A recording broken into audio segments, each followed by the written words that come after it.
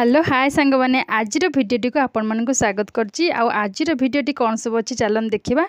आज खराबेल खाइबार थिला भात मुग डाली आउ किछि भेजिटेबल भर्ता आउ होची माछ चुटचुड़ा। तो चलतु बनइबा आउ एंजॉय करबा।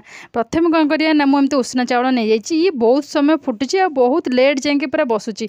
तो जल्दी हवापाई कौन करेंगे ना पानी गरम करदे, तापर चावल को धोई से पकईदे 15 मिनट कौन करेंगे ना फुटेदेवे। फुटेकी फुटी सारापर कभर कर रखिदे। एथिरे गैस बहुत मात्रा सेव हम ना उष्णा भात जी समय 2 घंटा मिनिमम बसुची। तो एत गैस वेस्ट नक फुटेकी घोरेकी रखिदे, तापर घंटाए पर जाइए फुटेबा। ता पूर्व कौन करवा ना मुझे किसी परिवा नहीं जाइए, पोटल जह्नी भेंडी बैगण बिलाती एकू कौन करना भलसे धोई भलसे काटी एमती काटी गोटे कढ़ई गरम करी अल्प तेल पकई गोटे गोटे करी सबू परिवा को भलसे तेल भाजदेवे जमती सी भलसे सीझीज। सेमती पूरा गोटे गोटे पकईकी घोड़े देवे, घोड़े भाजबे आ से भलसे पूरा सीझीज। आज भाभी आज भात डाली भर्तार कम चलीजो, हेले कौन करिया स्वामी आसला बेलू गोटे प्रकार माछ नहीं कि आइचंती। सेटा मुझे फास्ट टाइम पे करुची।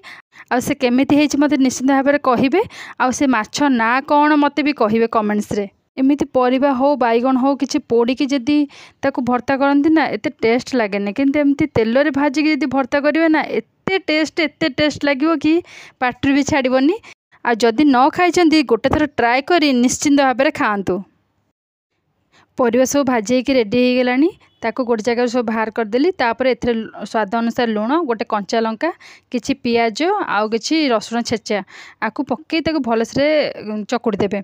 जदि पार्चंदी एदर धनिया पत्र भी पकई पारिबे।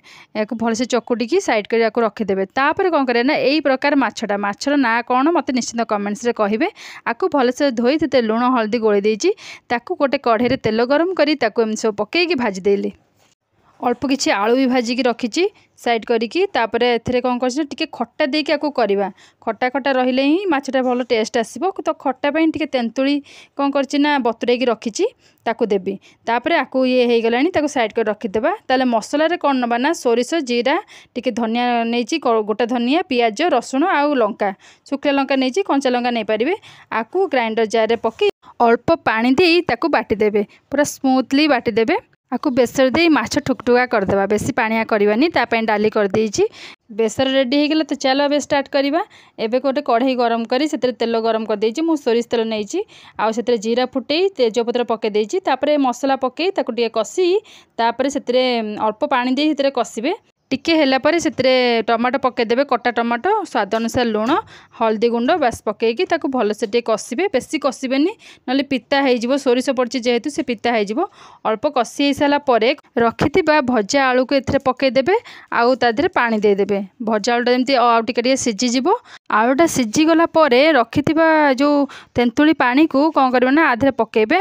फोन थरे किछ समय फुटियाउ छाड़ देबे। से फुटी साइला परे रखिथिया माछ को पकेकी तापरे फुटे देबे।